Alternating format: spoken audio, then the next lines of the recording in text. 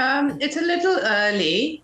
We really want to see that the rhetoric is matched with action, and that has to come through setting up a separate climate fund. Because if you're looking at development assistance and support to countries which are in the front line of climate change, it's not going to be adequate. So it's good to see that the Australian government is talking about prioritizing climate, and we hope that it will play a leadership role in that. But we're watching. It's still, it is falling short of what its commitments were. And you've been in Australia visiting government representatives. What sort of reception have you had, and what sense do you get from them whether they are going to be making a greater financial commitment? Yes, I've been meeting both people at DFAT, and we just launched our loss and damage report. Initially, it seems like they're trying to explore what are the areas in which they would be investing.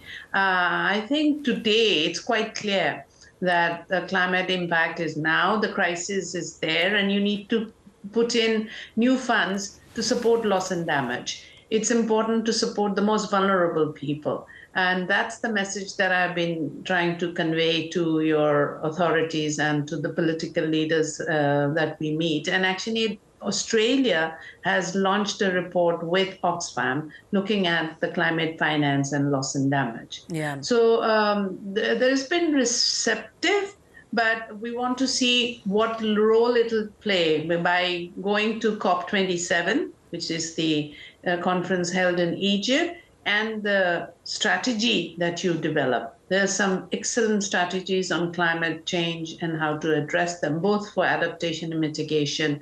How much of that is going to be rolled out in Australia is something we're looking at. Indeed. You know, you talk about, we look at the floods, the terrible flooding that's just happened in Pakistan. Bangladesh too is very vulnerable. Now, both countries don't significantly contribute to climate change. How can countries like this be supported while, it is still, the move to change emissions is still slow from developed nations? So you see, these countries also need energy. There's energy crisis. So this is an opportune moment to help them to adapt green and renewable energy. So if you are going to go into partnership and support them, that's an area. It's important to support with knowledge and technology, and also to listen to what is relevant. There's like the tendency of one size fit all. So this worked in X country and Y country. Let's put it into these countries. In 2010, there was floods in Pakistan. They should have learned from it. But there was this denial about climate change. In Bangladesh, in 1 month, we have had 2 floods. So it's not about recovery and just relief. It's more about ensuring the rights and preparation and anticipating some of this. It's possible to anticipate. The science is there. So some of this is possible to anticipate, and we can try and mitigate the suffering of the people in the front line. Yeah. You talk about this dedicated fund for loss and damage. How would that work in your mind? So when you have understood that adaptation mitigation is not working, this loss and damage fund has to be in addition to that.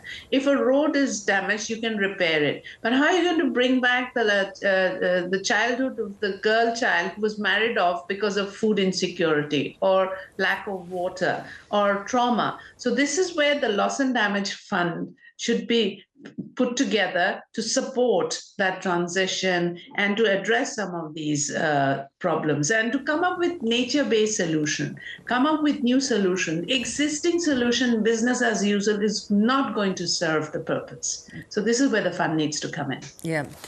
Australia is pushing to host COP. Do you believe it should, while it is still opening new oil and gas projects?